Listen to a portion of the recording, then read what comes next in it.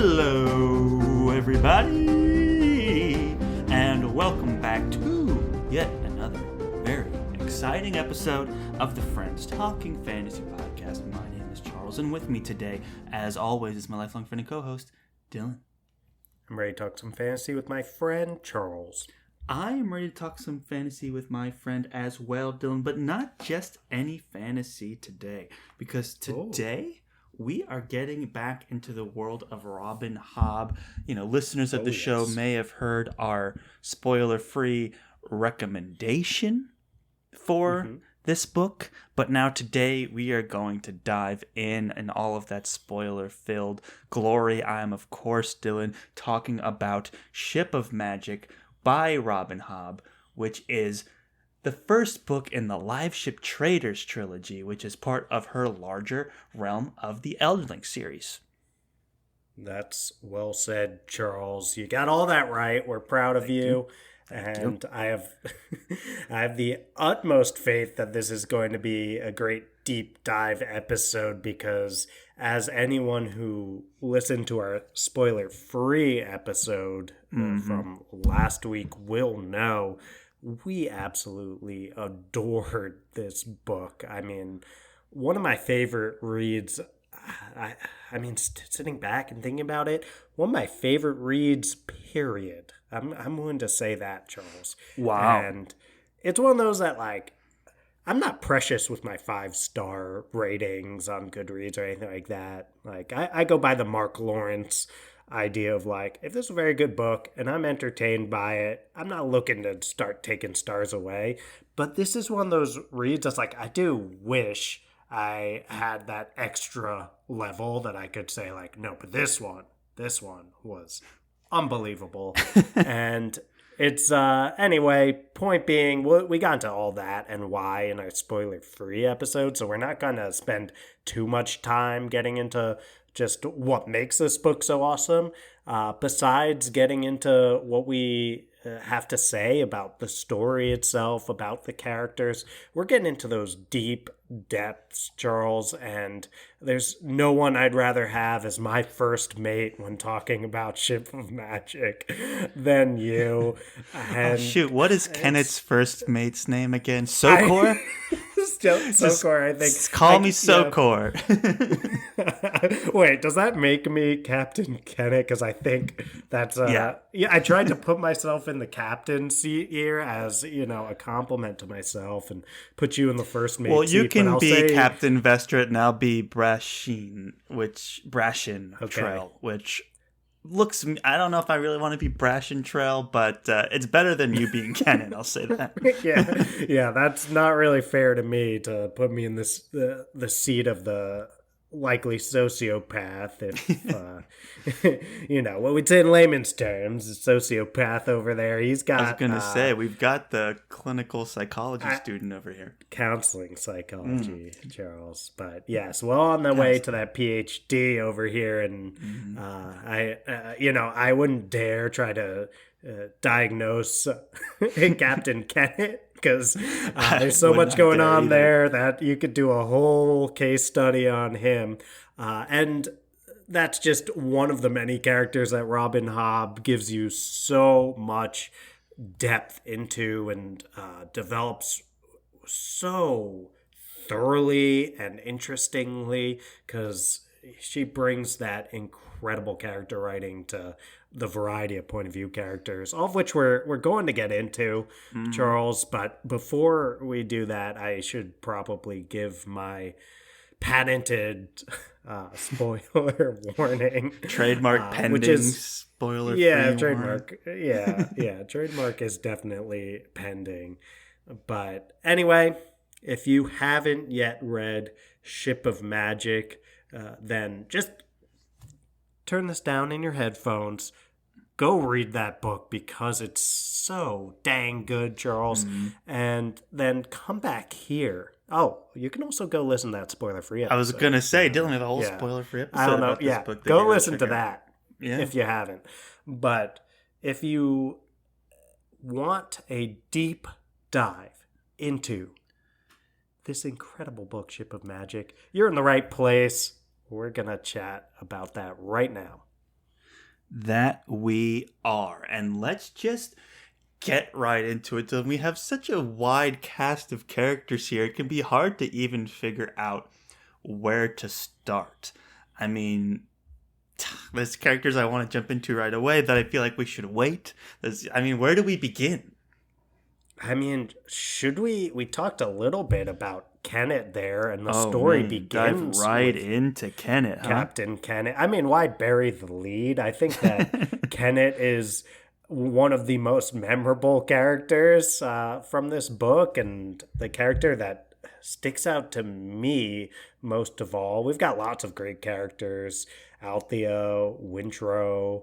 I mean, even the ships themselves, because this is the Liveship Trader. I mean, we're talking about the Vivacious, a super interesting character, and Paragon as well, which I'd love to get into. But I think that Captain Kenneth, for me, just seeing Robin Hobb throw herself fully into this just malicious, evil, Machiavellian person, I think it was so interesting, and we do start with that character in the books, so why not just go there, Charles?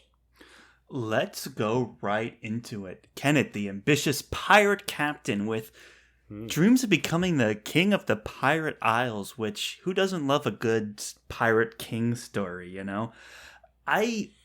One of the things that I knew right away, Dylan, that this book was something special was these early Kenneth chapters. I was like, wow, we are in for a fantastic story. And one of the things that blew me away, especially coming from reading the Farseer trilogy, which we won't do any spoilers for that, but to read Fitzchivalry's POV, and the only exposure I have to Robin Hobb's writing is exclusively within Fitzchivalry's POV, with a few random side characters that would get chapters every once in a while, but mostly through that. This was like I don't want to say palate cleanser, but this was like bringing you way to the other side. And I was like, okay, like we are, like she's taking that high-powered perception and pointing it on a character on the total other end of the spectrum in terms of like charisma and villainy and all of these other things. I'm just so fascinated by him. Yeah, and one of the ways, we talked about this a little bit in the spoiler-free episode, one of the ways in which he is the opposite of Fitzchivalry is his willingness to take initiative and make things happen. And you talked about his ambition there. It's definitely the driving force for him, is this idea of trying to become king of the pirates and gain more power. And one of the things that's interesting about him is that we don't really get much more onto why that's a thing he wants, but that is kind of the true to form, just there's nothing underneath in terms of his desire for power, but just I want to have power and be able to wield that to my own selfish desires from there.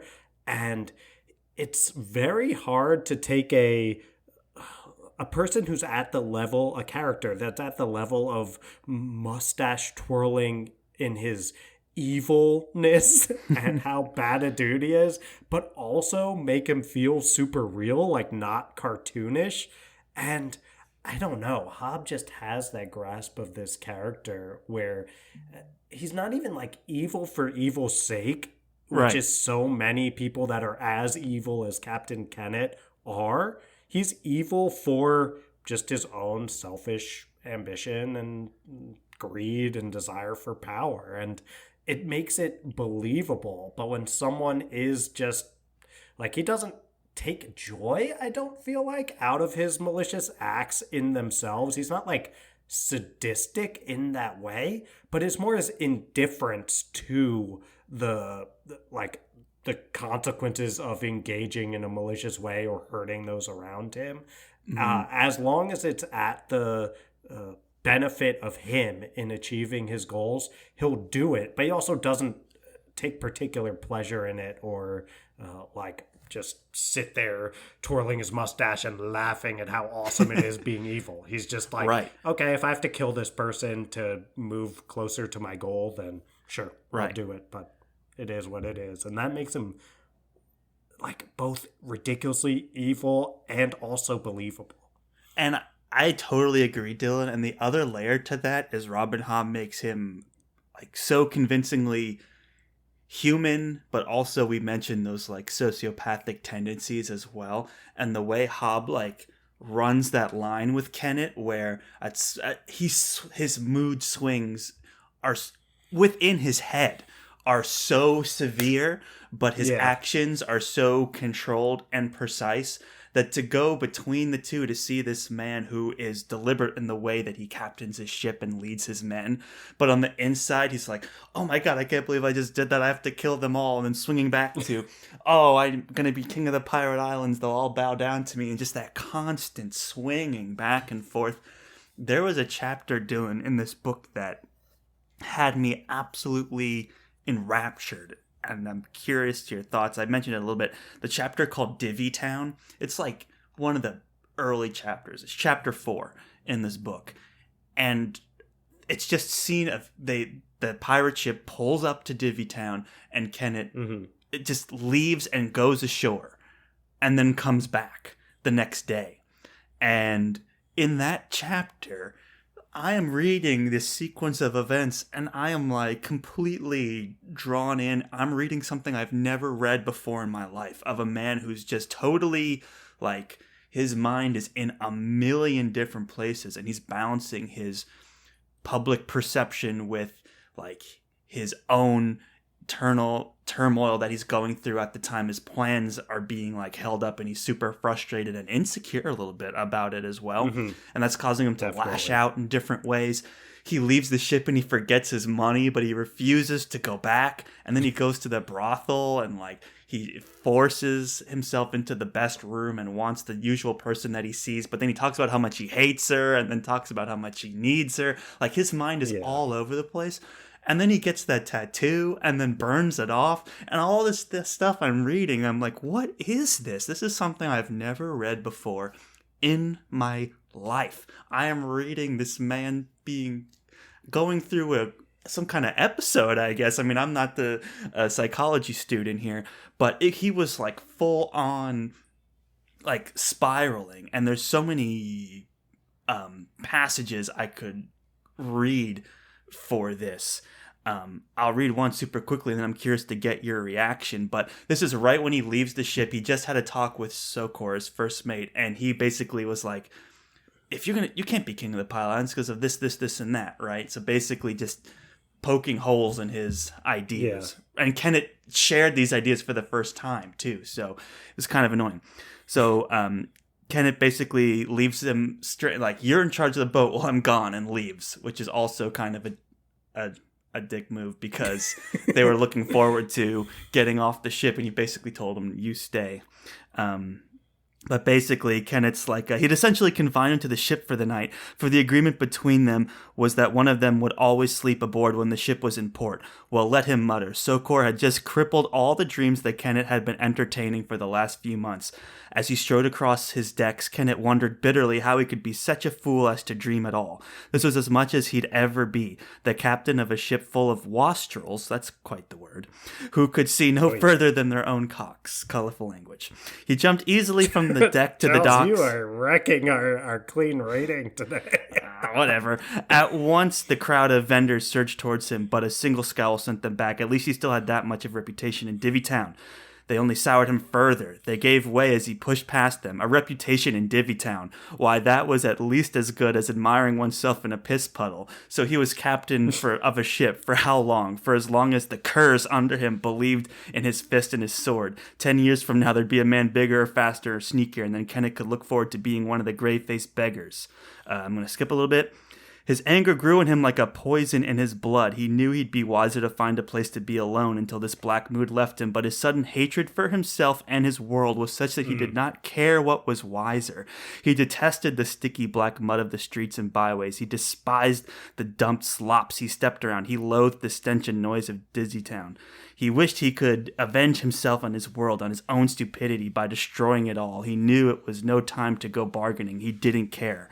I mean, think about the dramatic shift that happens from sentence to sentence reading this guy's internal thoughts, where it's just like, the moment he starts to think about him messing up, the next sentence is immediately him saying something totally vile, directed outwards at anything.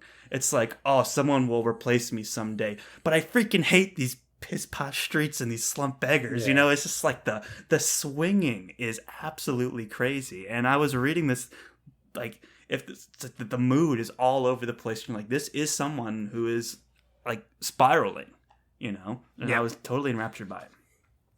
Yeah, I was enraptured too, Charles. That chapter sticks out to me as when we get a little bit of a better sense of what's going on with Captain Kennett internally. I have some highlights in that chapter too chapter as well that I'll get to, and they're along the same lines. But it's this very real feeling. I would actually call it narcissism that seems to be sticking out, which a lot of times people think of narcissism as like, oh, they just have this very high opinion of themselves and they're conceited and blah, blah.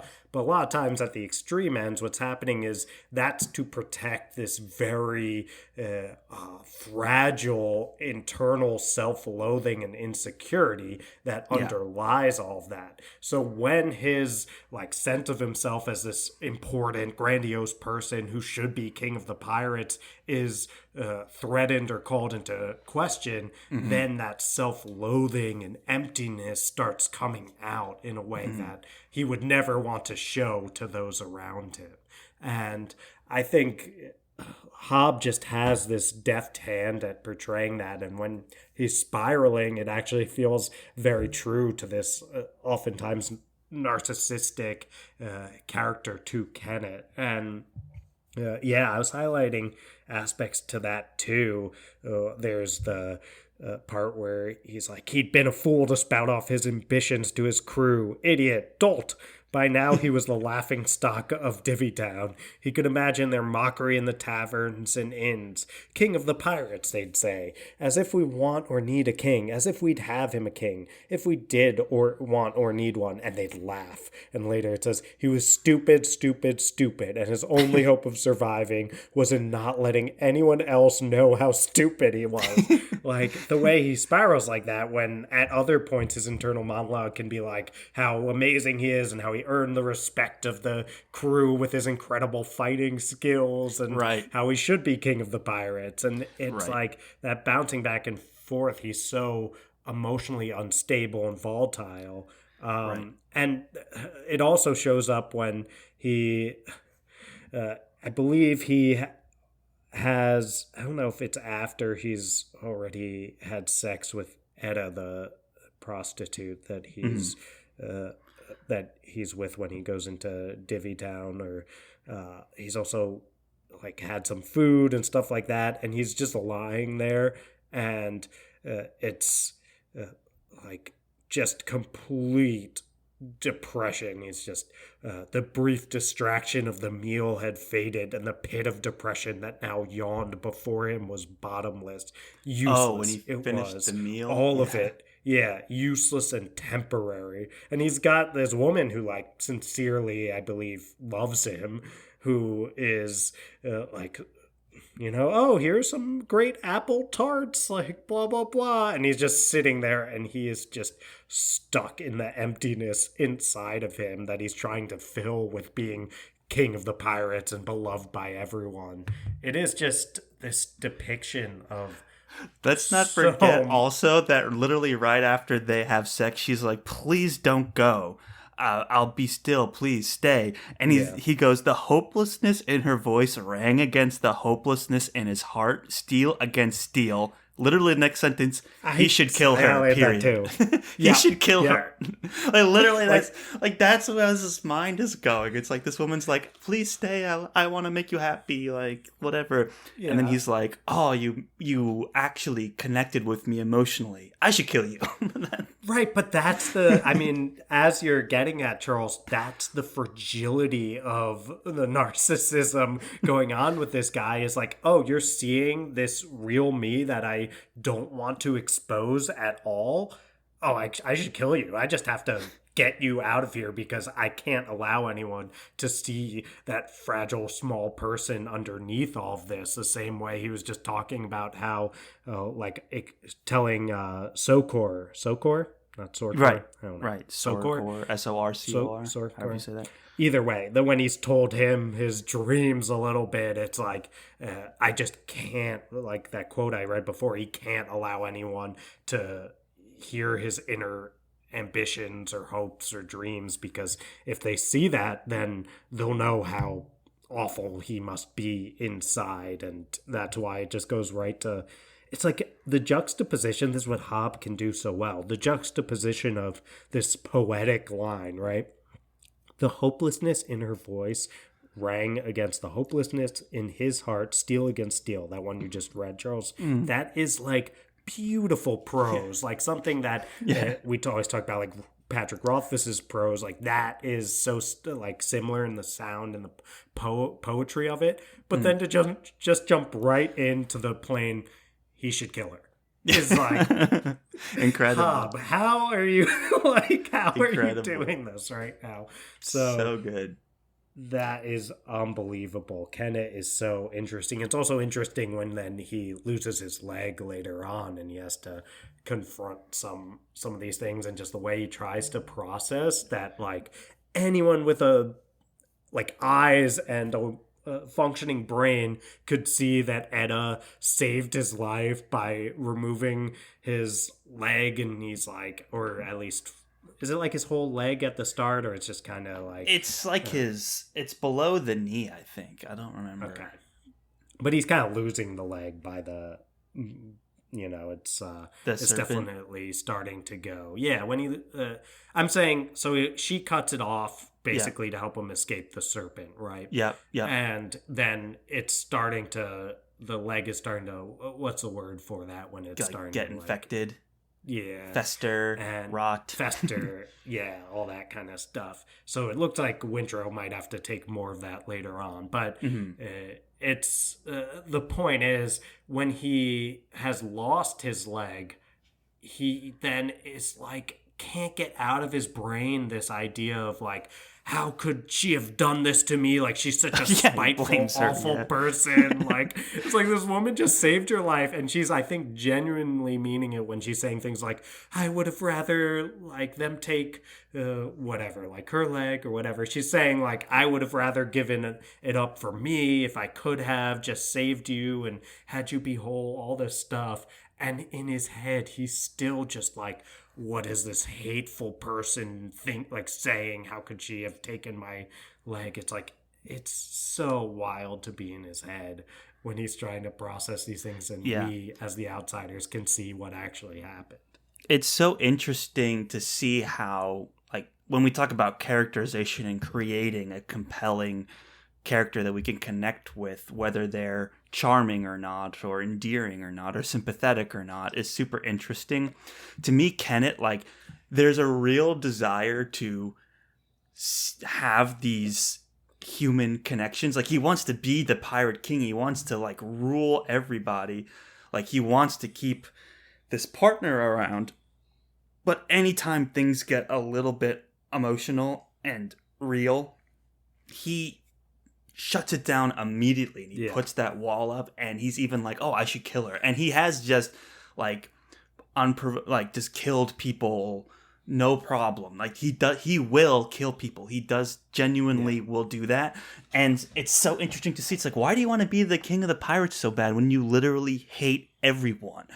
And why do you like keep this person around when you think about killing them anytime you start to feel a connection? It's that struggle that you're like, here's someone who's clearly emotionally stunted, and like, why is that? that you can kind of buy into and build some sympathy for, even when he's literally saying he's talking about killing the people that he loves, and he really doesn't have an emotional connection with anyone, even people that have gone out of their way to support him and show him love, whether it's Sokor, who leads his whole ship for him and does whatever he says and thinks he's like this great person freeing the slaves when he really doesn't care at all, or whether it's his partner who for some reason is infatuated with him and saves his life, and he just does not care and actually hates her for it because now he's a disfigured person. It's so fascinating. He is... I mean, that's what's so interesting about him is he's in these situations where to get what he wants, he actually agrees to help free these folks who are enslaved. And it's like then Captain Kenneth is out there and doing all of these great acts of like freeing people, and he gets his reputation as being like, oh, he's the guy who goes around, like the amazing captain who goes around freeing slaves, even to the point where once he's in that situation with the Vivacia and all the enslaved folks are out there like fighting against the members of the ship, like the crew of the ship, and then they see, oh, it's Captain Kenneth. They're like, we're saved. Like, you'll never be able to stop the like great hero Kenneth who goes around freeing folks from these slave ships. And it's just so funny seeing that perspective on him because it's part of what makes him such an interesting character in the way of like, he's not mustache twirling evil in the way where he takes delight in doing these awful acts. He's just a person trying to reach his ambitions with no empathy and no like human connection or really like care for the morality of his actions. But in that way, his indifference allows him to do great good as well as great like or I should say horrible evil. And then you get these absolutely wild moments and perceptions of him by those around him who try to attach some sort of like sense of morality or humanity to him. And it's like, we know from being in his head, it's like all indifference, like the extent of his like thoughts about people in slavery and what it would mean to try to free them is like, well, that sounds inconvenient to me. And some concern that people who are enslaved smell bad. Right. Because they're, in awful conditions. So those are the considerations in his head. There's nothing about like, in either direction, there's nothing about like, oh, it would be good to save people who are enslaved because it's morally wrong. And nothing about like, no, I'm a bad guy. Like, I don't do things like that. In fact, I'd like to kill them. It's like, no, he just doesn't have those considerations because those are things he doesn't weigh morality in either direction. Right. And when you take that all the way to the end, I'm so interested to see where his character goes, because you can't tell if Robin Hobb's trying to like change him for the better or just have him be the agent of the most horrible atrocities ever. Like, he's capable of both. So you're like, is this a redemption story or is this like a horror story in the making? Because you have like the slave uprising, but then you have Kenneth taking over the ship. And there seems to be this interesting connection that between Kenneth and Wintrow that is teased at the end of this book and like leaves us to be like, what is this connection that they now have? Kenneth's now captaining the ship. Like, there's a lot of really interesting pieces there. And even more interesting is Kenneth's relationship with Etta, his partner, I guess you would say. And there's one moment at the end that, we talked about his emotional vulnerabilities, and that's the very beginning of the book. We quoted Divvytown, and he's like, he should kill her, and this and that, and he's spiraling, and he hates people. But this is towards the end, I think after he lost his leg, near the end here, and they're lying in bed together, and he goes, oh, it's nearly dawn, and then Etta's like, oh, that means he's trying to get me to leave. But then there's a line here, do you remember this poem? And Edda, I don't know, Edda breathed hesitantly. It sounds like a bit of a poem, perhaps. I never had much time for the learnings of poetry. And then he goes, this poem is called this. He goes, ever since I met you, it has made me think of you, especially the part that says, words are not cupped deeply enough to hold my fondness. I bite my tongue and scowl my love, lest passion make me a slave. A pause. Another man's words from, come on, Kindle, from another man's lips. I wish they were my own. Edda let the silence follow his words, savor them as she committed them to memory. In the absence of his breathless whisper, she heard the deep rhythm of his breathing in harmony with the splash and gurgle of the waves beneath the ship's bow. It was music that moved through her with the beating of her blood. She drew a breath and summoned all her courage. Sweet as your words are, I do not need them. I have never needed them. Then in silence let us bide. Lie still beside me until morning turns us out. I shall, she breathed, as gentle as a drifting feather alighting. She lay her hand on his hip. He did not stir nor turn to her. She did not mind. I mean, incredible. And then at the end, there's like a chapter break, and then in the dimness of the captain's cabin, a tiny smile curved his wooden features, implying that the wristband, or a tiny smile. So it's the wristband that he wears that's connected to him. I mean, how does Robin Hobb, Shakespeare, dude? It's how like does when you're Robin reading Hobb do that? Like, she finds the intimacy in the most unintimate moment of literally this guy being like, you don't have, you could stay. Do you remember this poem? It makes me think of you. And she's like, it's almost like when that like caged animal starts to like approach you, and or like when a cat will like sit next to you, you're like, don't move, the cat's sitting next to me, I think it might like me, this is huge. It's exactly this like this moment that's happening where Edda's like, this is all I've ever wanted, some sort of recognition. Keep in mind, Kenneth is probably completely delirious from having his foot cut off, but it's still like, he's starting to open up, and you like, how crazy was the writing in just that little piece? I was being moved again from when I was revisiting it.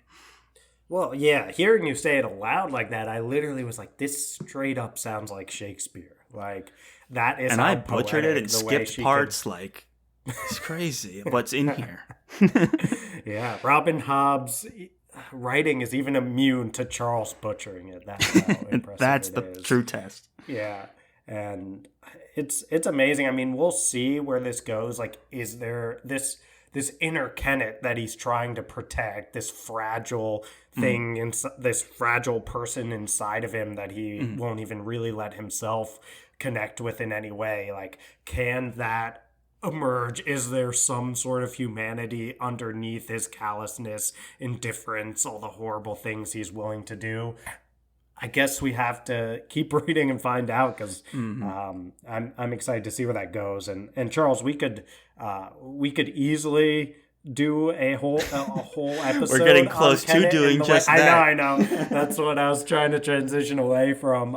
There's so much there, and we could easily do a whole episode on in the way that we used to do those. When someone writes characters really well, much like Abercrombie does, we just had to be like, you know what? We have to just do a separate episode on that, so we don't talk about the whole time. I don't know if we'll do that with Kenneth, but I do feel like we have to get to some of these other great characters as well. We need to jump into the Vestrit family. Like, that's really what this is about. This whole story, it's an interesting tale about, like, inheritance, right? And the drama that comes with that when it gets messy.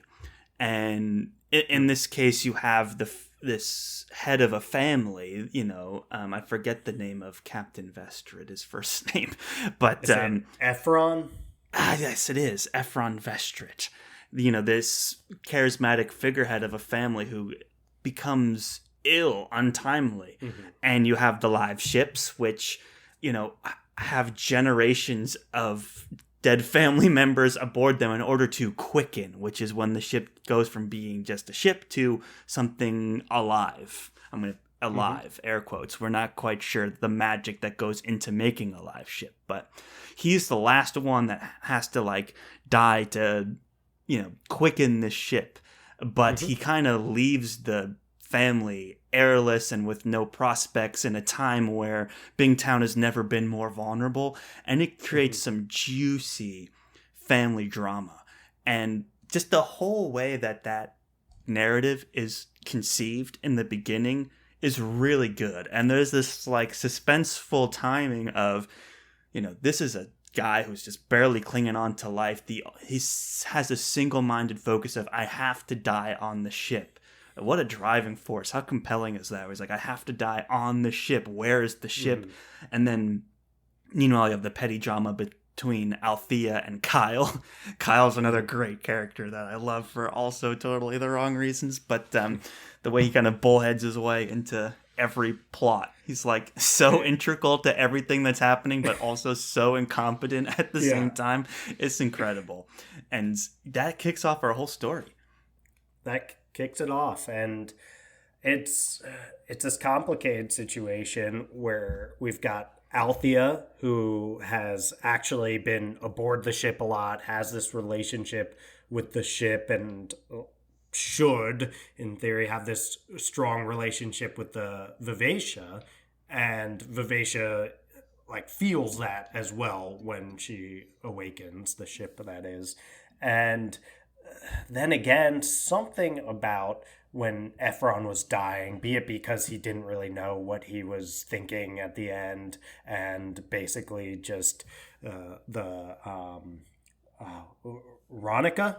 Yeah, right? the mom, is the matriarch, grandmother, the matriarch of the family. Like that would be Althea's mother.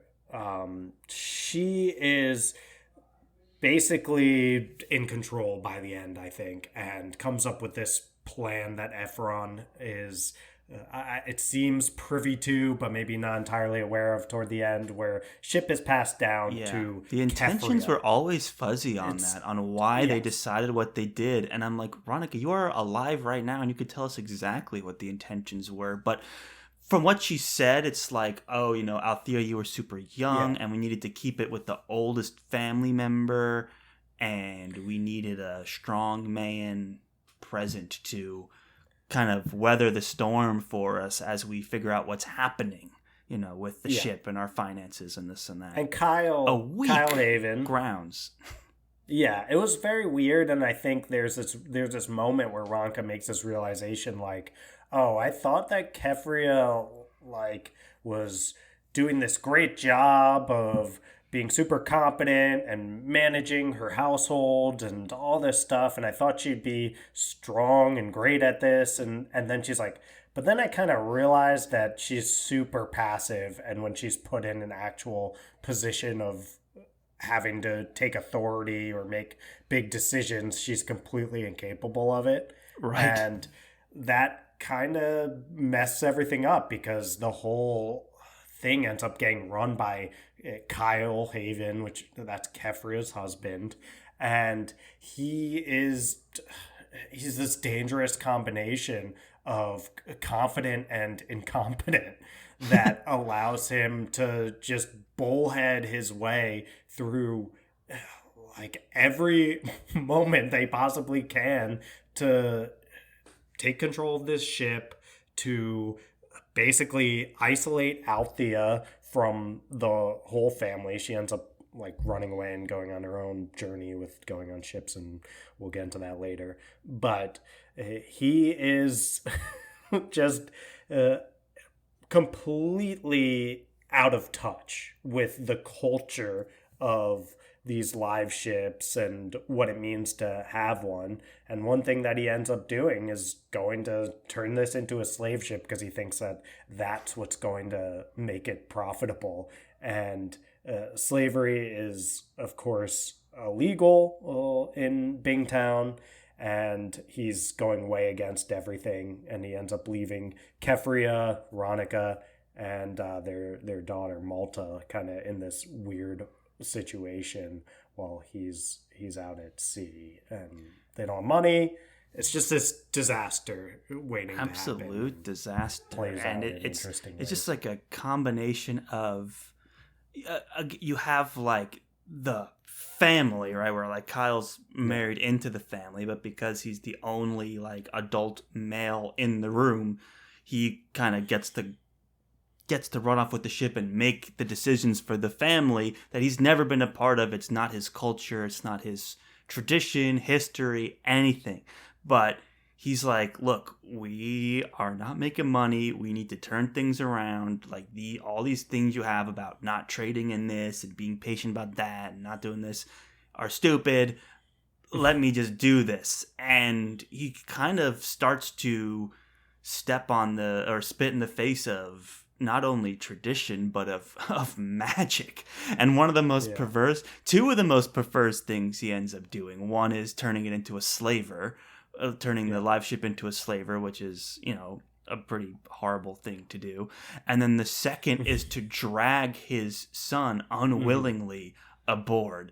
And I could not believe what I was reading with the Winthrop chapters towards the end. I was good Lord. Because you knew Kyle was like a dumb, stubborn guy. And you were like, yeah, okay, he's just being like your typical executive type, like out of touch, not caring, selfless, whatever. And it was always couched in he was doing his best to make money for the family. That's what he always said, and you could believe him because like it kind of a lot of the burdens did fall to him, whether they should have or not. Like he had to have the ship make money, and if it failed, their family would be destitute. So at some point you were feeling for him. Then he drags Winthrop onto the ship, forces him to stay on. When the ship quickens, he forces them to spend time together. They're all miserable.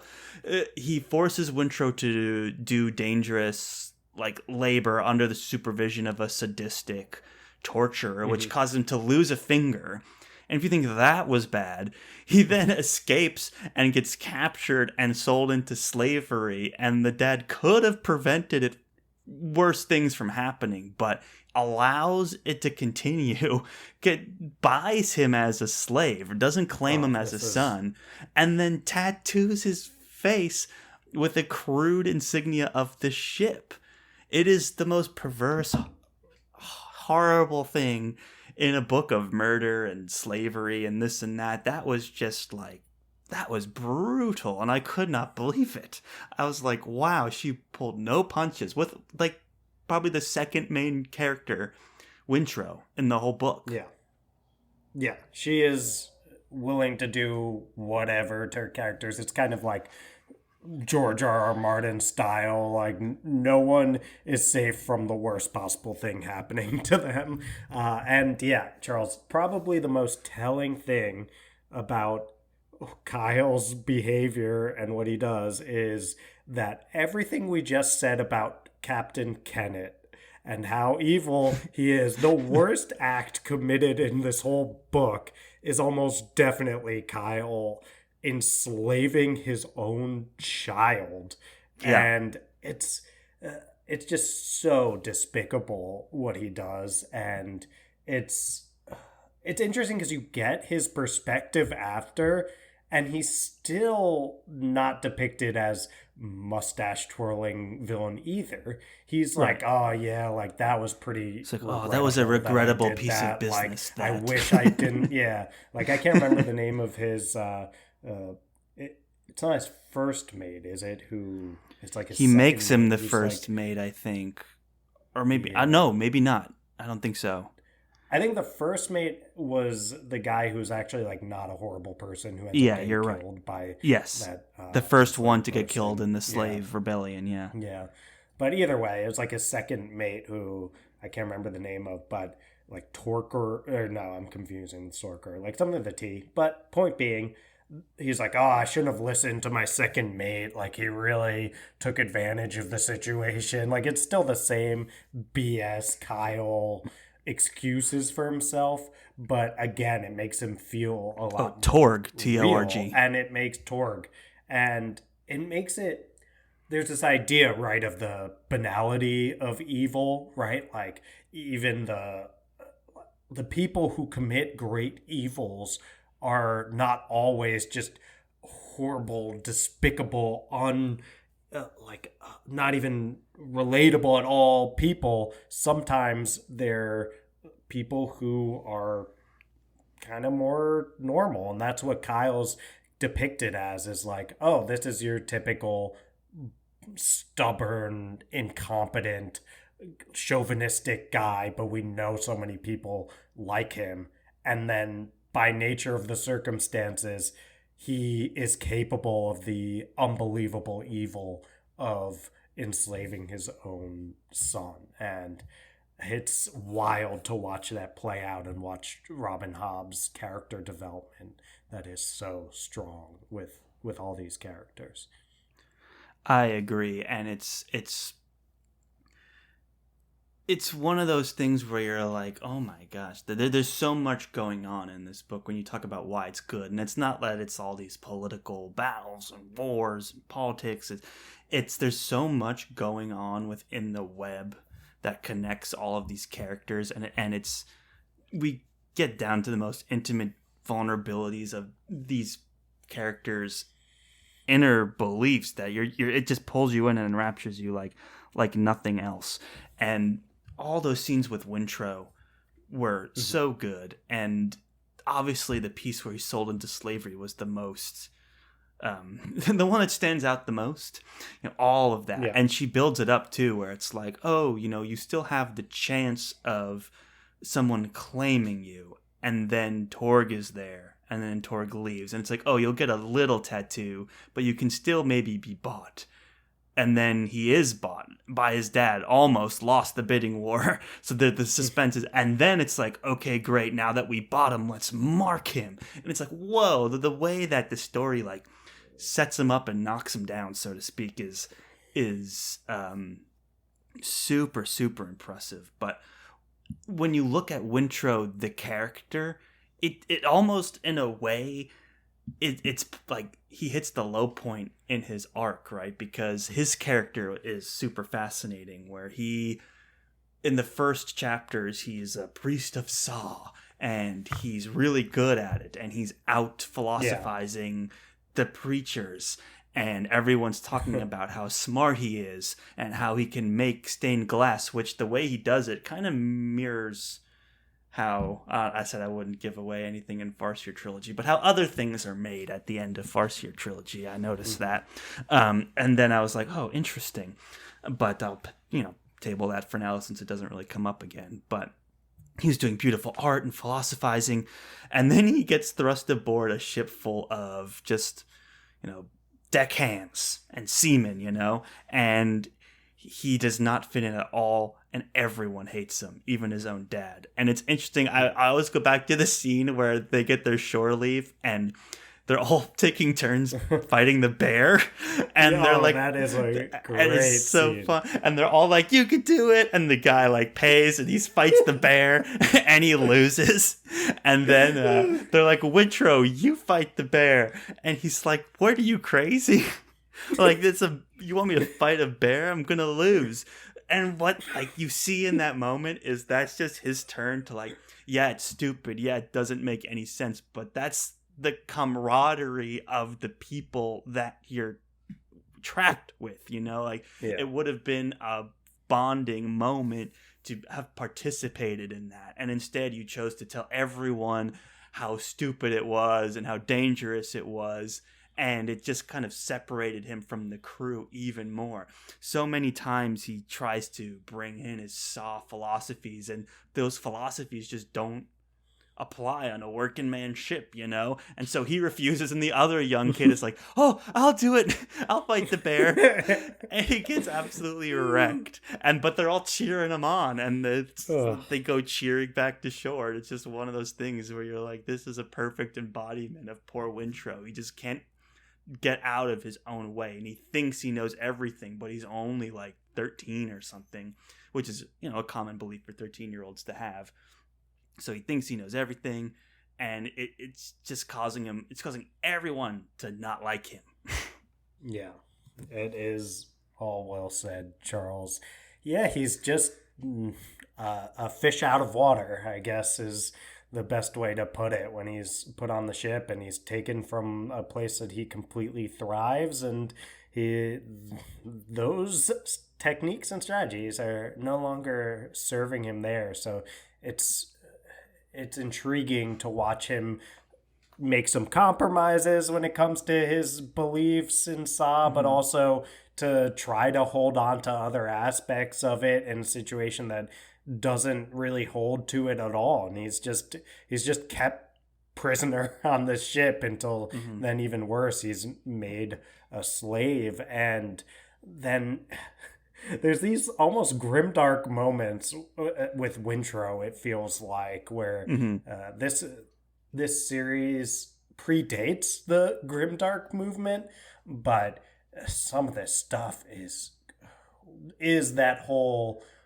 no good deed goes unpunished stuff that we talk about with grimdark. Like, even when he's like, okay, I'm going to help the other people who are enslaved and they're down here and it's so bad for them, and I can help wash them and stuff like that. And there's this other guy who was a priest of Sa at some point. I can relate to him. So maybe the one thing I can do is help this guy's friend like die on the actual board of the ship instead of underneath it. And he goes up to the first maid, who I can't remember the name of, unfortunately, and he gets the like one decent person on the ship to come down and like help this guy. He's like, what's the harm in it? And then that leads to the uprising, and the first mate dies and all these people are dying, and nothing really good comes of Wintrow trying to do what's right. He's just had everything just go as horribly as possible.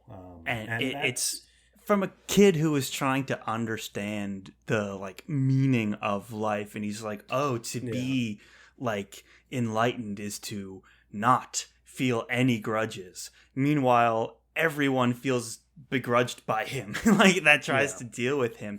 And then it comes to a head when he's just alienated everyone in his life, and it caused him to have his, not that it was his fault, of course it wasn't, but it played into this part of him being sold into slavery to his own dad. It's crazy. And it all kind of comes to a head at the end where Wintrow and his dad Kyle are talking to each other after the slave uprising, and Kyle's taken captive, and Kenneth allows Wintrow to walk around, and so Wintrow goes to see his dad. And in this moment, Kyle says, you hate me, don't you, boy? I don't know. Wintrow dipped a rag and started to dab blood from his face. I do, his father said after a moment. It's in your face. You can scarcely stand to be in this room with me, let alone touch me. You did try to kill me, Wintrow heard himself say calmly. Yes, I did. I did at that. His father gave a baffled laugh, then gasped with the pain of it. Damn me if I know why, but it certainly seemed like a good idea at the time. Wintrow sensed he would get no more explanation than that. Perhaps he didn't want one. He was tired of trying to understand his father. He didn't want to hate him. He didn't want to feel anything for him at all. And then it goes, you chose, why did it have to be this way? Is what Wintrow asks his dad, which is like a super annoying question, and he does that all the time. And he goes, you chose it, Kyle Haven asserted. It didn't have to be this way. If you had just tried it my way, just done as you were told without question, we'd all be fine. Couldn't you have just once trusted that someone else knew what was good for you? Which is like, that's Wintrow's character to a head. It's just like, we are part of a family. We have to work together. Like, this is your family duty. And you pouted the whole time and you ran away. Granted, you were treated horribly and this and that. But it's like, if you had just taken the responsibility and tried to connect with the people around you, we would be in a totally different situation. And that's interesting coming from Kyle's perspective, because that's, you know, what he sees. And the most compelling thing about it is it's not 100% wrong. No, not at all. I mean, it's the source it's coming from is one that you're pretty ready to dismiss. But then, like you're saying, Charles, it's like, what I meant with the banality of evil thing is like the circumstance. I'm not excusing Kyle's behavior at all. It's repugnant, but I'll say the circumstances push Kyle to the absolute brink. And there is this idea of like, okay, Wintro, like, we feel for you. This has gone horribly. We wish you could just have been a priest and none of this would happen. But Kyle is seeing you as like a person who just by necessity has to be on this ship right now. And he is trying to give you the chance to advance in this life. And that's what a lot of people do in this area of the world in this time is like they kind of take on the trade of their family and they move forward. They actually like talk about how Kyle was like, oh, I didn't even really want him to be going to become a priest in the first place. Like, it doesn't really make sense. He's in this trader family. He should stay in it. And he's like, okay, you have every opportunity to move up in this world and become something that would be really enviable to a lot of people. And he's also like in this situation where I think if he waited like 2 years, he would have been able to just leave at 15 years old or whatever. Like that's the point in which you have control over your own destiny and the laws and stuff like that. So there is this version of Wintro who just sucks it up, listens to his dad, and then 2 years later is like, all right, I'm done. And that would probably have been better for everyone. But Kyle, obviously, who it's worth mentioning, Wintro saved his dad's life at the end, like bargains with Kenneth to save his dad's lives because Wintro does have all this humanity in him. But then, Kyle is this still like, he still holds to his beliefs of like there are these things we could have done to save this family and I'm the person to do it. And if you all just listened, we'd be better off. And it's hard to imagine they could be any worse off than they end up at the end of this. So does Kyle have a point? We don't want to listen to him, but he might have a point here. Kyle is Charles, the one who... Oh, go ahead. Just, say what you're going to say, but I do have this awesome quote that I found that's, adjacent to relevant about how Kefria comes to see Kyle and this kind of banality of evil. Hold that, and we can switch to the other vested family members. Right. The one last thing I want to say about Wintro and Robin Hobb's writing is, again, I get this like Abercrombian characterization where there's just as much in what we don't focus on about a character, because it's easy to portray like so many times Kyle's the punching bag, right? Where it's like, I'm having my doubts about Kyle, everyone hates him, he's turning the ship into a slaver, like all of these things. But then you have another character like Wintro, who the whole time you're in his perspective, he's pulling on teachings of Sa, he's philosophizing, he never wants to hurt anybody. But what Robin Hobb is very purposefully not shining the light on is all of the hypocrisy of Wintro and the actual kind of stubbornness and selfishness of Wintro. Right. He gets challenged a little bit, and we even see that quote from Kyle at the end of like, could you have just done what you were told once in your life? Would that have freaking killed you to be the son of the captain on a live ship? Like, would that have been the worst thing in the whole world? And so we get clues of it, but Robin Hobb is being very deft about how she slowly introduces these flaws to Wintro's character, and now he's being paired up with Kenneth of all people at the end. So I'm thinking of certain characters, Dylan, in Abercrombie world, right, who also went through similar experiences that we start to see him in a new light and see the hypocrisy of his actions and his words later on. I think I can put my finger on those similar experiences that you're talking about, Charles, and I won't say any more than that. You've already said too much. But those of you who've read Ship of Magic and First Law might be able to put a finger on it too. So I'll go from there to Kefria, and there's these really... So that's the flip side of the coin. We're back at the home front here, where there's lots of interesting family drama that would be interesting to that is interesting in the deft hand of Robin Hobb, but isn't the typical action and stuff that can easily draw the attention. But anyway, I just want to speak to, as we transition toward this side, Kefria's view of Kyle and how it changes throughout the story is very interesting. And one of the quotes that pops up is she's talking to her mother about Kyle, and also thinking about this time in which so there's this whole thing that's in the background of the story that feels like it should be important, but is just kind of accepted as part of life by those who are trader born. Is there's these times where folks become pregnant and go through this long pregnancy and painful labor, and then some sort of monstrous thing comes out, and we don't know yet exactly what that means. Like the quote that I have here is, "No child was born of that long pregnancy and painful labor. Only a creature her mother had neither allowed her to see nor to hold. Something that had growled and snarled and thrashed wildly as her mother carried it from the room." And it's this thing that's mentioned a few times, and as kind of a sacrifice that the traders have to make in some way.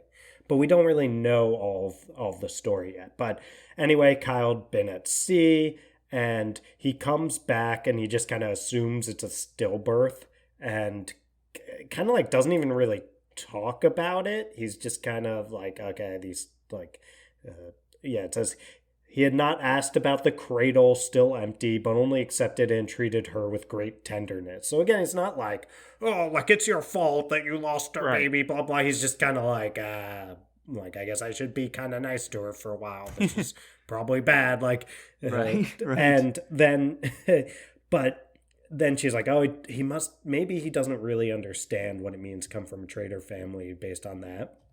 And then the quote I wanted to read is, "For a brief instant, she saw her husband as a stranger, as perhaps a threat, not an evil, malevolent threat, but part of a storm or immense tide that, soulless, still crushes and destroys all in its path. Kyle is a good man," she said to her mother, but her mother had left the room soundlessly, and her own words fell lifeless in the uncaring air. Which, by the way, just chef's kiss to that prose again. But it's like... Beautiful. Yeah, it's beautiful, but it sums up a lot of what we've talking about. And I don't think at that point we're only 40% into the book. So we don't have the perspective of what's going to come from that banality of evil that's described in that quote. We don't know this is a man who's going to go on to like be this storm that destroys everything in his path, Right. Not through his evil nature, but through his its soullessness is kind of what's described. It's very good. I don't know if foreshadowing's the best word, but a very good lead up towards some of the horrible things he ends up doing later, and how that negatively affects the family in ways we can only imagine now that the Vivacia has been lost to Captain Kennett. And the Vivacia's shown a little interest in Kennett as well. But anyway, Charles, let's go to Kefria some and some of what was going on the home front. And I guess throw Althea in there too. Right, because Kefria is an interesting case where technically she inherited everything, right? Yeah. Like all the wealth passed from Ephron Vestrit to her. But because she is a woman and because she's been raised where it's like, oh, her mom was shielding her from stuff, as you read in that quote, even shielding her from this mysterious birth. And then also being married to someone like Kyle, who we know thinks women are lower class. There's so many times where it's like, why couldn't the ship have been a man? Like women, the more love you give them, the more they take, and they're just super annoying and stupid. And, that's his opinion of women. And then how many times do we hear about Bingtown society becoming more like conservative in their values and like adopting these things of like, oh, women are better like left at home to not do anything while the men run the show. Like that's a recent shift that's happening. Forwards. Yeah, where in the past, like women were captaining ships too. Part of the Vestrid family, one of the captains was a woman. So it's just like the change that's actively happening. And I believe Kefria is the personification of that whole theme. And it's really interesting to see her, like, there was a moment, I don't have the quote in front of me, but she's like, best to agree to keep the peace with Kyle and with the family. Like, she's always played that peacekeeper role and has kind of, she's realizing slowly throughout this book that she's been repressed like her whole life. And she doesn't, to the point where she doesn't even know how to express herself with any kind of authority. It's a bit of a tragic role, but there's like a passage towards the end where she says, she's talking about Kyle. She was sure Kyle would leave her alone. These days, when she thought of her husband, it was like ringing a cracked bell. She could recall the wonderful sound his name had once produced in her heart, but she could no longer hear it or make it. Love, she thought dejectedly, was after all based on things. Family love, the love in her marriage, and even her daughter's love for her, all based on things and the power to control the things. If you give up power to people, then they loved you. Funny, since she had discovered that she little cared for anyone loved her or not anymore. Oof. You're like, whew, that prose, man, that burns. Yeah, I mean, her perspective shifts are some of the most fascinating and compelling internal monologues of anyone. Like, she's so internalized in everything that, like, what she does externally is kind of uninteresting besides it's being juxtaposed against what's going on for her internally. And by that, I mean, like, it's interesting that she just says, like, Kyle's a good man, right immediately after having the reflection I just read on, like, and then she was able to see him as a stranger and a force of nature that's going to hurt everything around him. A soulless wave crashing into their lives, which is so funny. It's like, Kyle's a good man when I think of that soulless wave. But it's, there's other realizations mainly about Kyle that are the cracks in that bell you mentioned. There's one where she's having a conversation with Kyle around Malta wanting to go to the ball. And Kyle says something like, well, like, she should get out there because we don't want her to be so inexperienced and then have to have whoever she ends up with deal with what I had to deal with around you when I was courting you because, like, you didn't know what you were doing and I had to wait so long and, like, kind of teach you the ropes once we started sleeping together. Like, he's speaking like that. And it just shatters her impression of that time because she's like, I used to think of that time as this, like, very romantic courtship where I was, like, slowly letting him in and he was respecting my boundaries. And, like, then she realizes, oh, that whole time Kyle was just like, geez, like, how long is it going to take for her to let me sleep with her? Like, this is so annoying. Brutal. I remember that. And it's just, like, these total perspective shifts that are constantly happening for her. But then, externally, she kind of just does mostly the same things. And it's interesting. She's such a passive character that, if she were the only perspective, it would drive us nuts. But as a single point of view in these rotating point of views, she's very, very compelling. And, it's... lots of compelling characters at home. I mean, and because you have to realize too, it's like, in a way, she's been kind of, no one takes her seriously, not even her own family. And so much of the story is about the fact that this family, in a time when they should be uniting on all fronts, could not be more separated and divided. And a huge part of that is, there's the obvious stuff where it's between like Althea and Kyle, where obviously they're clashing, or even like Ronica and what's the Malta. Even those two, you can understand those clashes.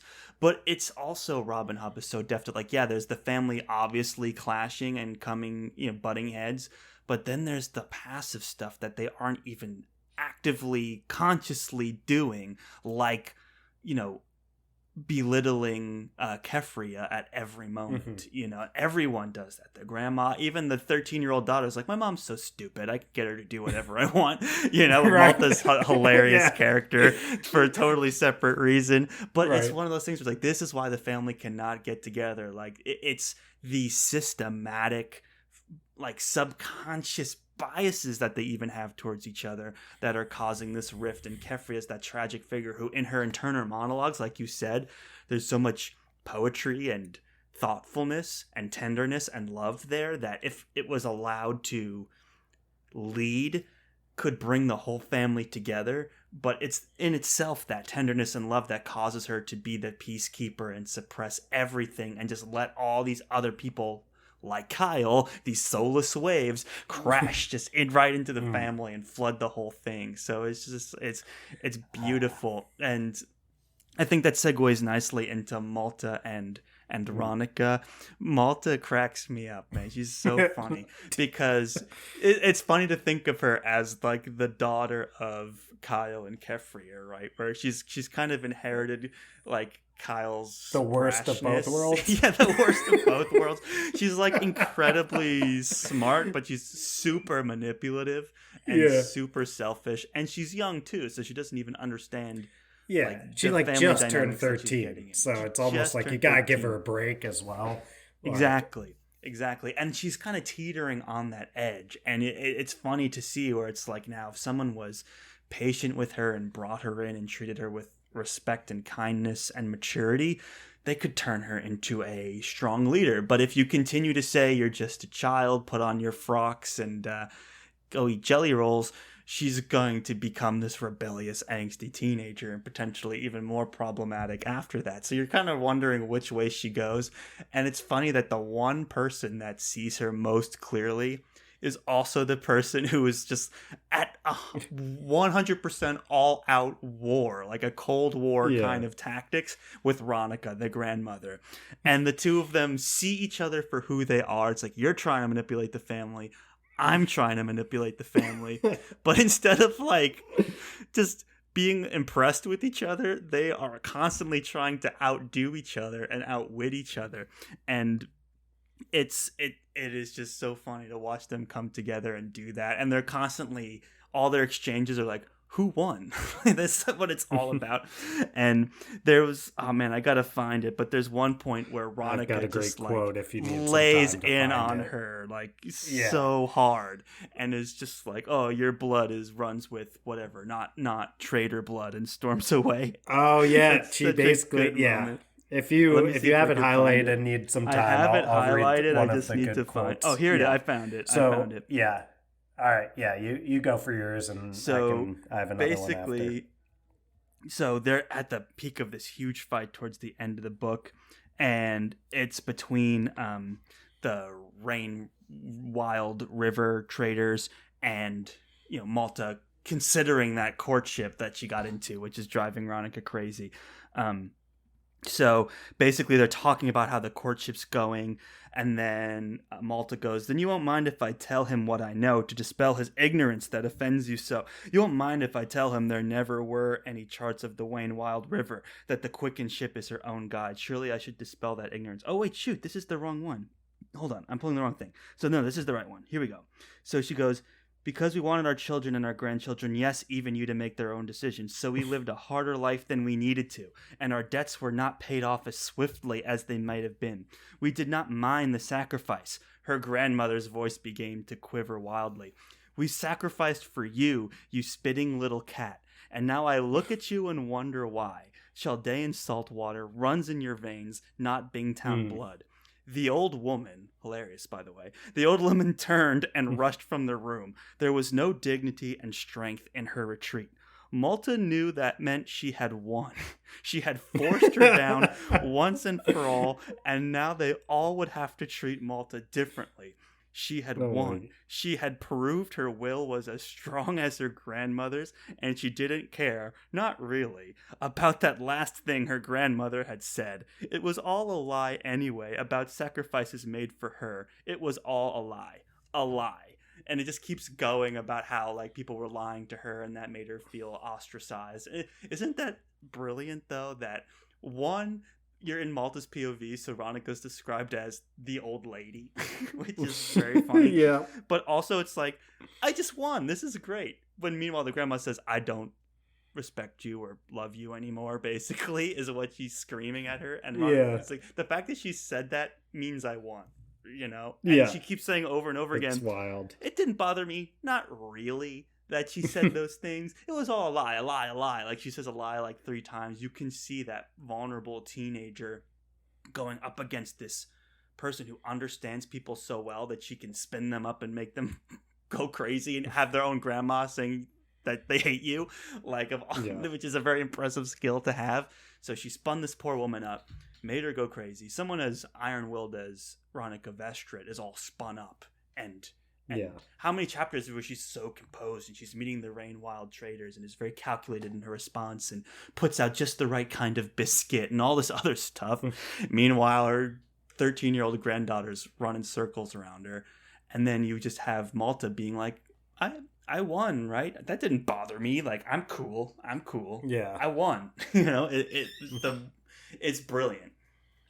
Yeah. And you mentioned the old woman comment as like, oh, we're in Malta's perspective and that's going to be how she sees her grandma. And so subtle things that have us comparing Hobb's character writing to Joe Abercrombie, who we've always touted as possibly the best character writer, at least in our opinion, in the fantasy genre, where it's like just every sentence, every way of phrasing things is tailored to whose perspective you're in. And we always talk about that line in Before They Are Hanged, this Abercrombie second book, that we're in a character's perspective who doesn't really understand, isn't very self-aware, doesn't understand their place in society, and he uses the word like dimly, like it's like this character start to dimly become aware that perhaps they've had a pretty easy life. And it's like obvious to any person around that character that has been the case, but they've dimly started to become aware. And it's the same kind of job of just small phrasing things that might be easy to overlook, but just do such an amazing job of grounding you in that character and how they see the world.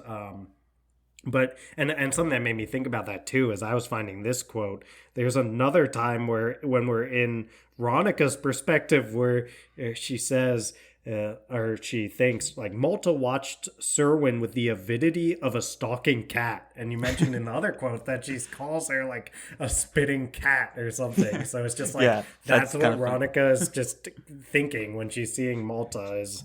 Anyway, the quote I wanted to read was, Veronica was looking at her granddaughter with new eyes. What she saw there was, what she saw there she found no more admirable in a woman than a man. A little predator she was. Veronica wondered if it were already too late to do anything about it. Like, she just looks at her granddaughter and she's just like, oh, jeez. Like, that to me, it's like she has just become like Veronica's biggest mistake, I think, because what's so brilliant about their conflict is that they're so alike.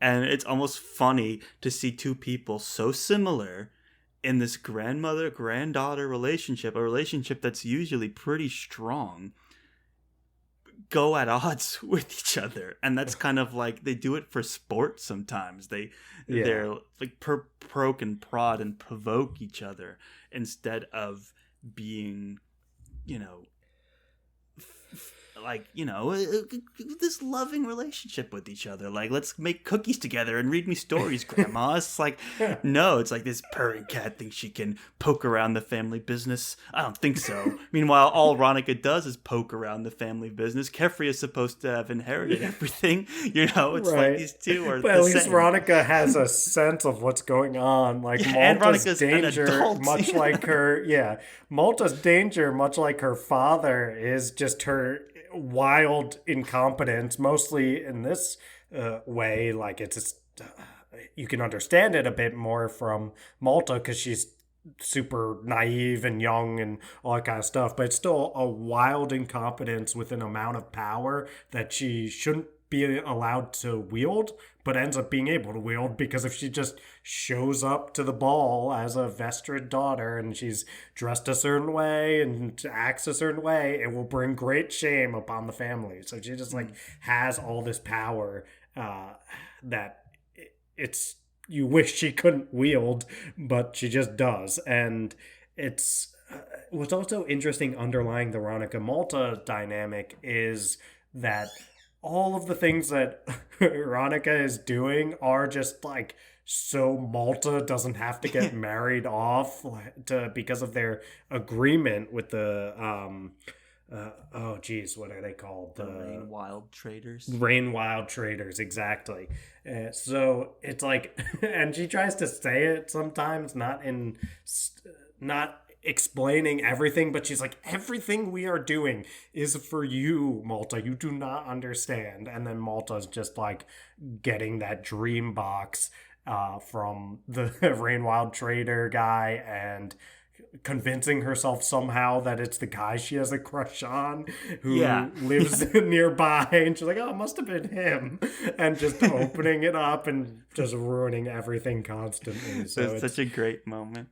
And there's a funny part too where it's like Ronica Vestrid's like, you opened that box, didn't you? Having no idea what it was. And obviously Malta lies about it. And then later on, Malta goes, she wouldn't have done it if the old woman had not been so sure she had both stolen it and lied about it. If Ronica Vestrid had looked at her and wondered a little if she were innocent, Malta would have told her the truth. But what was the good of telling people the truth when they already believed you were wicked and the truth would just prove it to them? She might just as well lie twice and be the liar and thief that her grandmother not only believed she was, but hoped she was. Which is like, dang, that is a cold, complicated, toxic relationship you have with your grandma.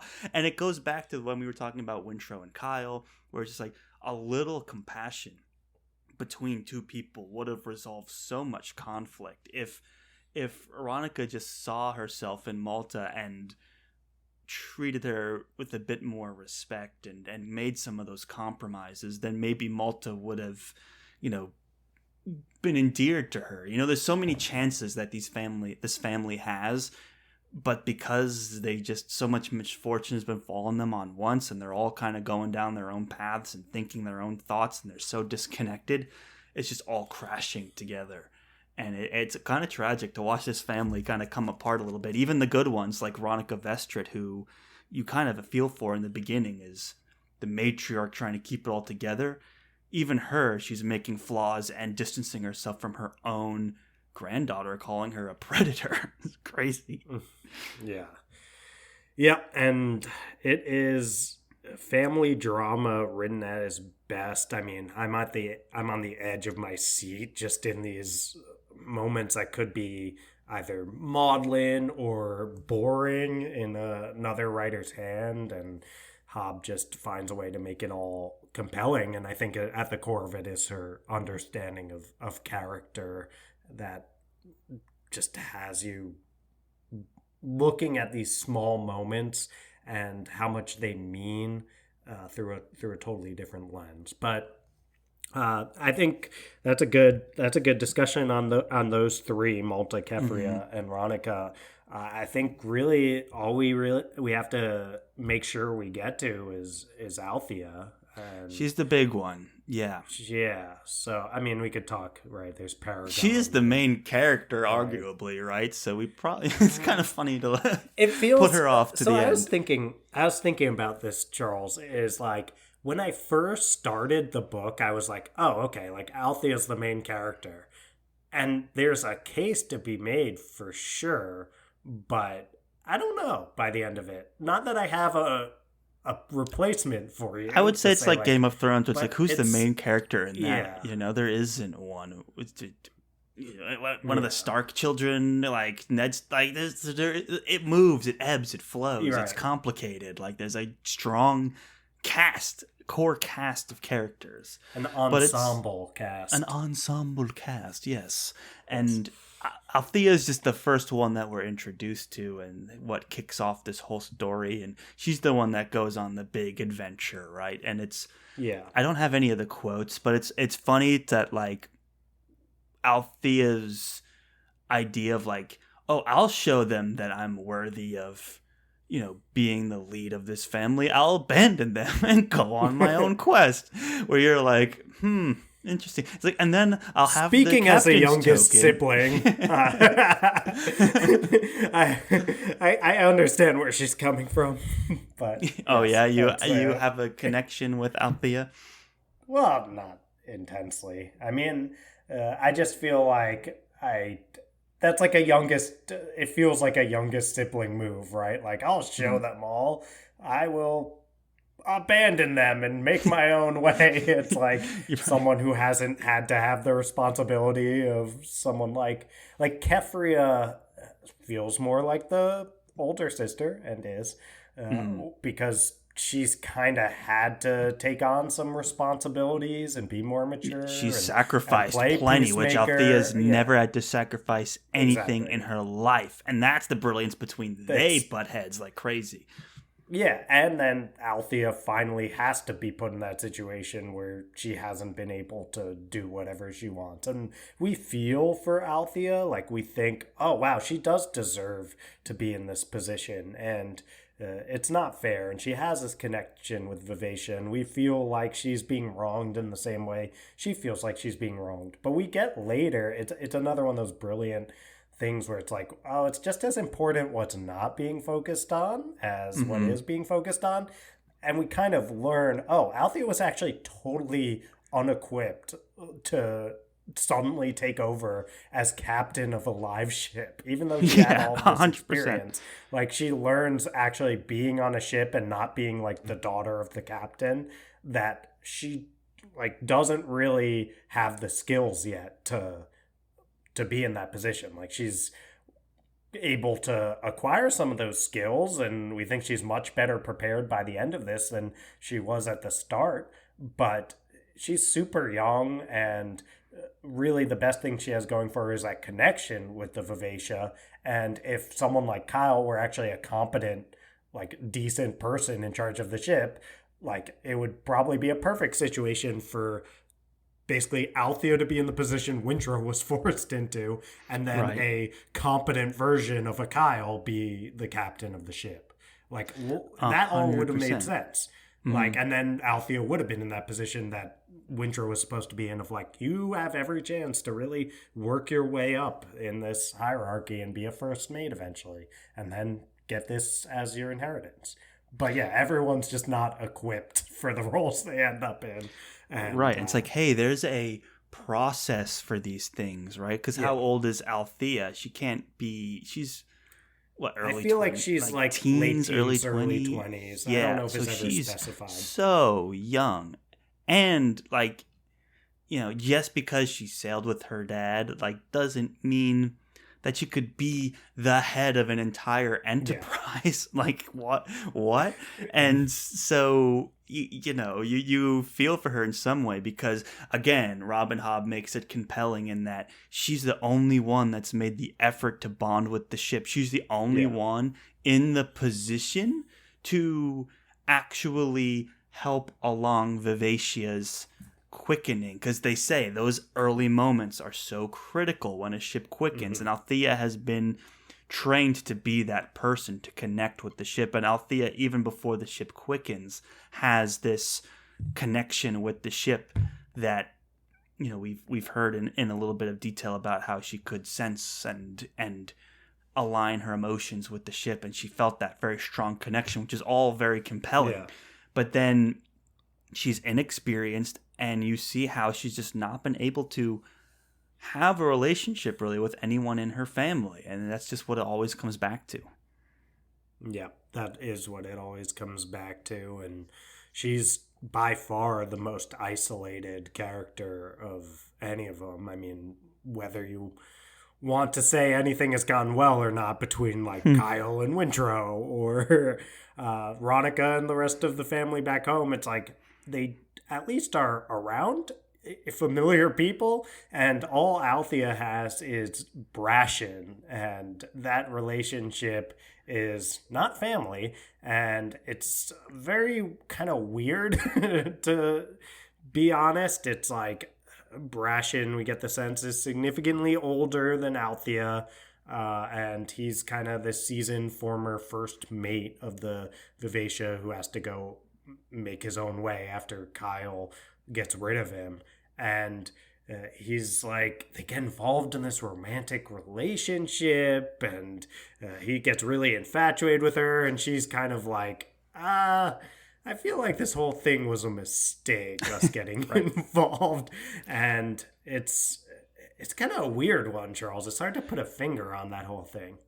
Between Althea and Brashen, it was a really interesting turn of events. I'll say that. Like, usually there's will they, won't they relationships in fantasy, right? And like that, like the relationship builds over time. You can see it coming, but that one was rather surprising. Robin Hobb has that skill. She did a very similar thing with a relationship in the Farseer trilogy, where it was like, I didn't see that coming. It's kind of tragic in a sense, but I get it. You know, it's just like two people finding each other in a moment, you know? And yeah, it's odd because there is this like age gap. There's this difference in their relationship with the ship and with Captain Vestrid. And yeah, I don't know how I feel about it because Brashen, although he was a dutiful first mate, and it makes sense that Brashen and Althea have a lot in common, being like black sheep of the family and foregoing family to sail on the Vivacia. Like, you can see how they would have that unique connection and understanding of being from a noble family and choosing to be out on the water instead and not really having that connection with your family. So I see it. It's just messy and complicated. There's power dynamic things. There's age gap things that make me like, was this more of just two people connecting? And there was like they were on drugs. There's like a lot of really sketchy aspects to it. And Hobb just kind of lets it play out without moralizing in either direction. So I love that, by the way. Like, it leaves us to just be like, that was messed up, right? Right. You said it was not a will they, won't they. I agree. It was more of a, I guess they did. So like, should they? Should they? Probably not. I guess they did.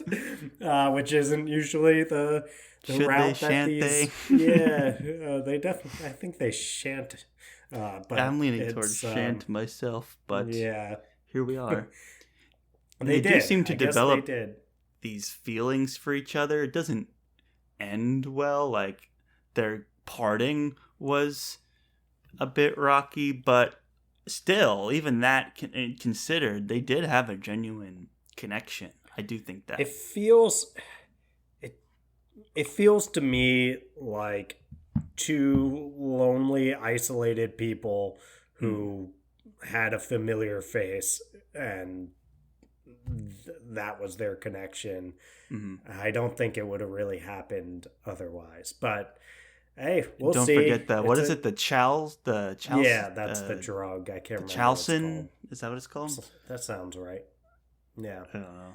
It was, the whole thing was weird, but a kind of interaction that totally happens and felt real. So, and it's that beautiful messiness that Hobb brings to her stories that makes it so compelling. Her romantic relationships are always complicated, I feel like. I mean, we know from the Farseer trilogy.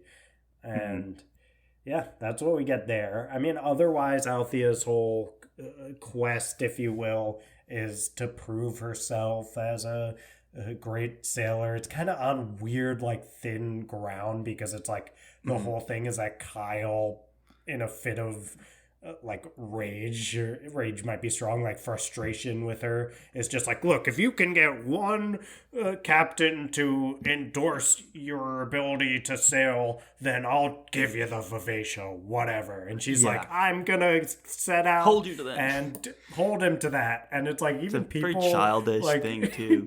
Thin ground indeed. Even people who she tells that to, like, I think she does tell that to Brashen at some point. He's like, I don't really think there's any way you can hold him to that. And Kyle, he's not going to hold himself to that. So I don't really know what you're, like, what you're hoping to execute like here. Your grandmother and your sister don't want you to be the captain of the ship. It's just not going to happen. That's what it comes down to. Yeah, which is really interesting because she's being a child. What did she really accomplish at the end of the day? She ran off and joined the slaughtering ship, and she was like, "Oh, particularly good at butchering animals." Like, she even said at one point, it was waste and consumerism, and it was greed. It's like, it was greed at a massive, disgusting scale, but she was good at it. And then so she came home, she got, she had that experience, she proved herself as a seaworthy person, but at what cost? All the opportunity cost as a result of that is astronomical. We need that Kyle point of view where it's like, it was greed at an incomprehensible level, but at least he was bad at it. Yeah, exactly. Exactly. That's exactly the Kyle arc. But yeah, that's Althea at least was good at it. That's the difference. Big difference. Yeah, so part of the Althea thing is, I guess, her...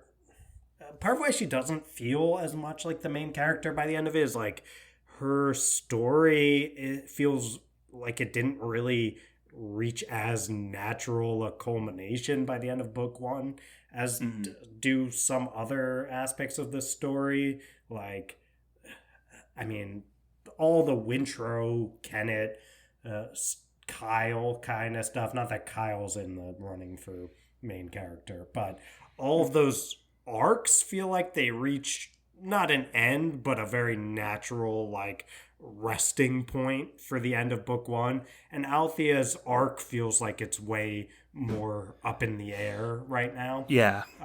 So I guess that's kind of part of what makes it feel that way.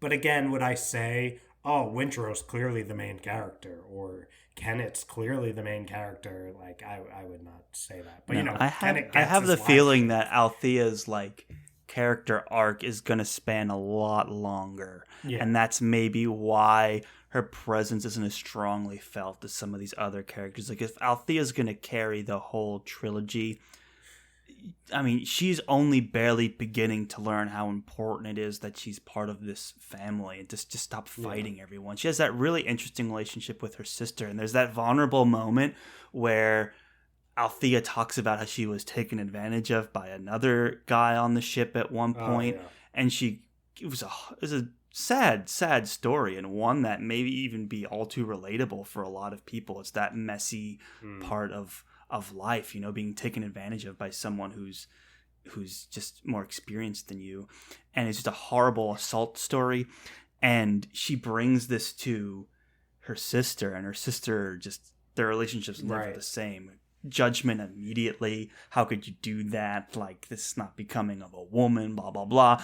And they just have had that gulf between them the whole time, and they have and they don't even really interact for the rest of the book. So it's just like their opinions. Well, even that, Charles, that's her remembering that as she tells the story to Brashen.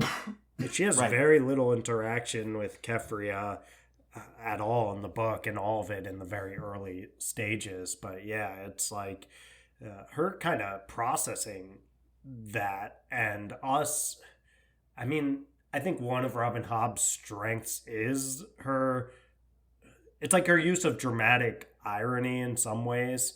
And also, I don't know if that's the best word for what she's doing here, but it's like her lack of explicit moralizing. Obviously, Robin Hobb thinks what was done there is wrong, and she gives us some sense of that. But she just kind of lets these moments hang without telling us how to feel about them.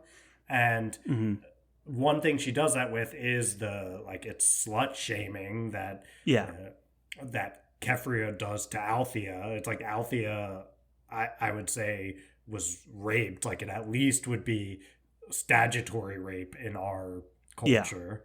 And it's something that Althea hasn't fully processed. Like, Althea wouldn't use that word to describe it. She was like, not entirely well, I really did like him, and I was hoping to see him. I didn't know what I was going to do when he came back, but I really was hoping he would, Which feels certainly not what you wanted, though. Like a very realistic depiction of how something like statutory rape often happens. Like, yes, the whatever Althea was, like 14-year-old, does have a crush on this older guy, and she does, like, quote unquote want to do this in that moment, but she's not able to consent because of her age. But then they can look back on it and feel like they're culpable for something that dude just wanted fault. to use you to one up the captain for firing him, like for being just a bad guy in general. So like that's what they're come to, that's what Althea and Brashen kind of talk about. It's like, oh yeah, he was totally using you for that.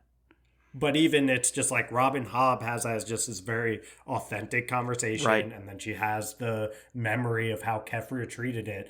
But it's not like then we come to this very obvious, like, speaking to the reader directly, like, and Kefria shouldn't have done that because that was such a horrible reaction. It's like she lets the reader figure that part out themselves because she trusts the reader and lets them just see things from their less biased perspective than Althea or Brashen are coming in with. Like, Brashen's also, he's saying a lot of right things because he is like, hey, like, I feel like he took advantage of you there. Like, you do realize that, right?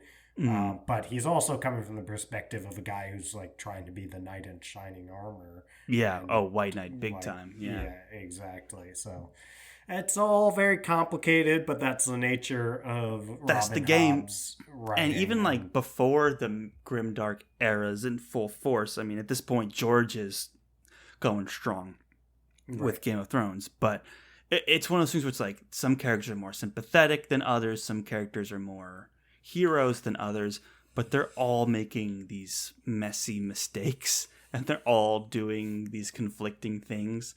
Even Kefria, someone super sympathetic, slut shaming her sister, it's like these things are happening in this story, and it makes it super dynamic and I guess complicated, but that's part of what's the rewarding experience of reading this. So super excited to see where it goes. The only like POV character we didn't really talk about is Paragon, the mad live ship that was abandoned on the shores. Kind of an interesting omen. We also have the serpents as well, which gave me White Walker vibes of like, hey, like these serpents are here, and they're feeding off of the slaves thrown over the ship and all the conflict that's happening. They're kind of feeding off of it. There's some symbology there, but it's all still very ominous. There's very much these mysteries around what are these serpents doing? Why are they here? What's Paragon? Like, what happened to him?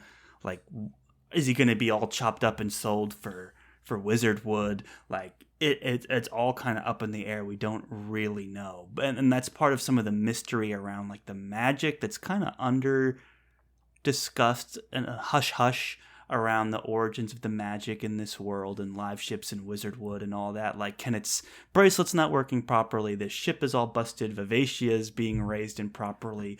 Like, we don't really know the full scope of what's going to happen. We just know that something not good is brewing across all of these things.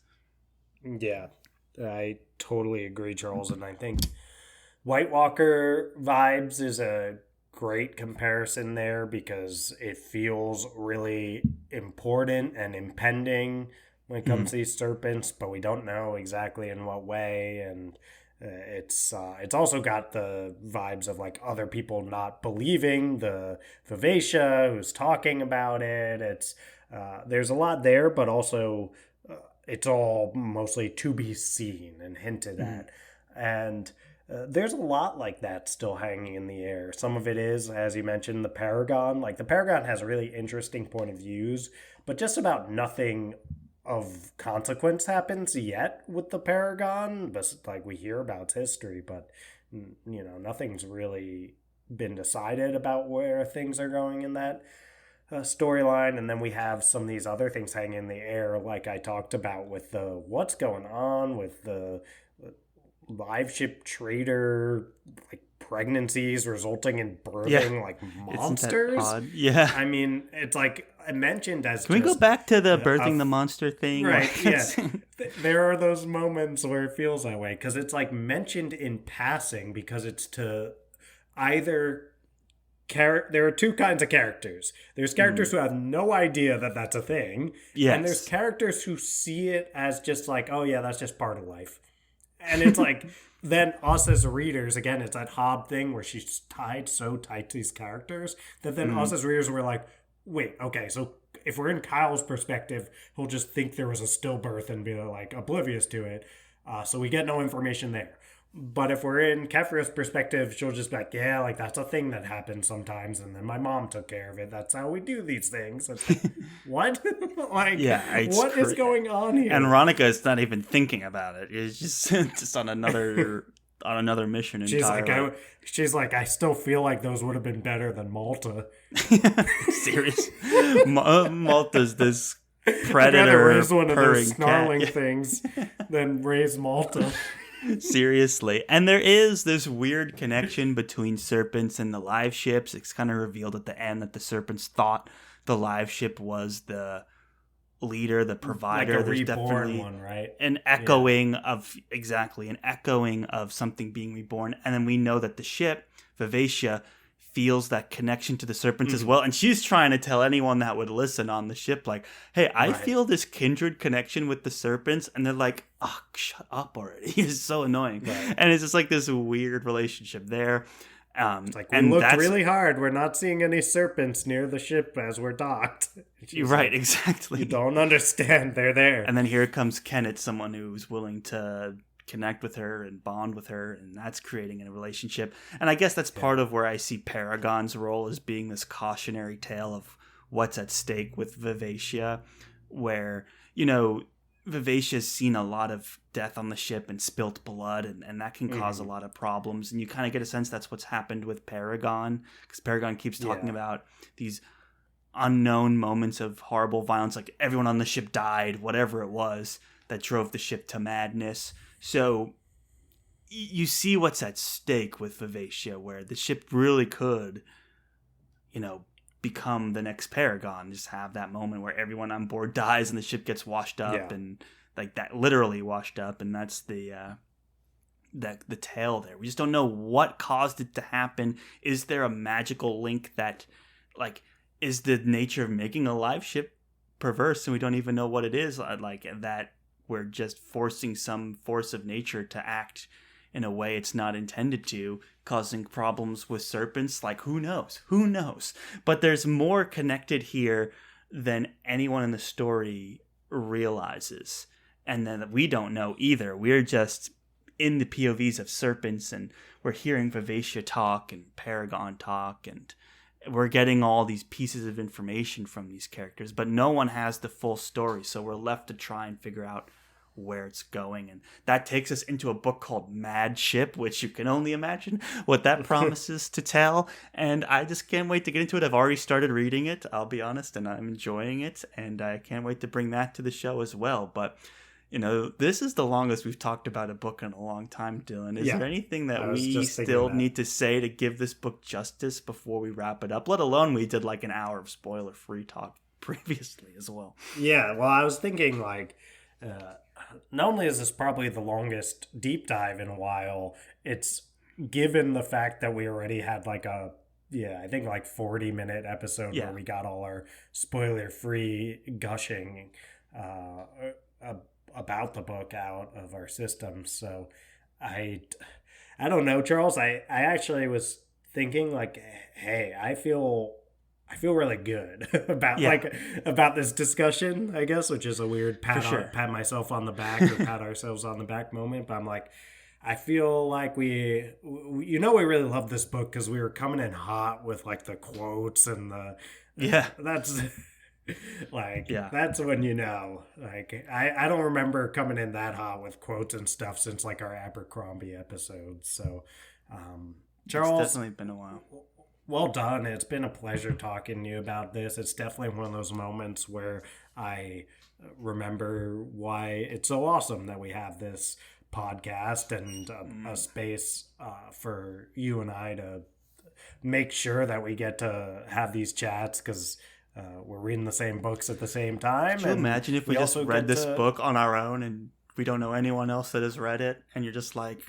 What do I do with this? This enlightenment. I think they're out there though. Like I those folks are out there, and I think we even got an email from one person who was kind of in that situation, and they were very excited that we chose Ship of Magic to be our next read after Friends Talking Fantasy, or Friends Pitching Fantasy. But it is so cool that there's still more to read in this series because so cool. I can't wait. I'm really excited, Charles, and I can't wait to talk about those when we get to them. But I really do think all that there's left to do after a nearly 2-hour discussion here is play that sweet, sweet outro music. I agree, Dylan. Let's go ahead and get that sweet, sweet outro music pumping. Here we go. Thank you, everyone, one and all, for listening to yet another very exciting episode of the Friends Talking Fantasy podcast. Now, if you like what you heard today, if you want to support the show, if you're one of those people who has just been waiting to connect with someone on the beauty that is the Liveship Traders Trilogy, let us know over on the socials. Give us a follow, give us a comment. That's at the FTF Podcast on Instagram and TikTok, and at the FTF Podcast with the number 1 at the end on Twitter. Now, Dylan, if they like what they heard today and they want to do something even more than following us and engaging with us over on social media, what can they do? Toss 5 stars to our podcast, which you can do over on Spotify, where most of you are listening. Just go to the top of the Friends Talking Fantasy podcast feed, click where the stars are. There are 5 of those. You can also rate and review on Apple Podcasts. That means you can say nice things about us. You could even say, hey, thank you so much for talking about this book. I have been dying to hear folks talk about this in 2 hours. Not too shabby. Also, please follow or subscribe on those platforms. It means a lot to us when you do that, because that means you'll keep getting our episodes in your feed and hopefully can keep listening, because just listening is more than enough. Thank you so much for doing that. Well said, Dylan. Just listening, so much more than enough. Thank you for making it all the way to the end. Thank you, thank you, thank you. And as always, go forth and conquer, friends.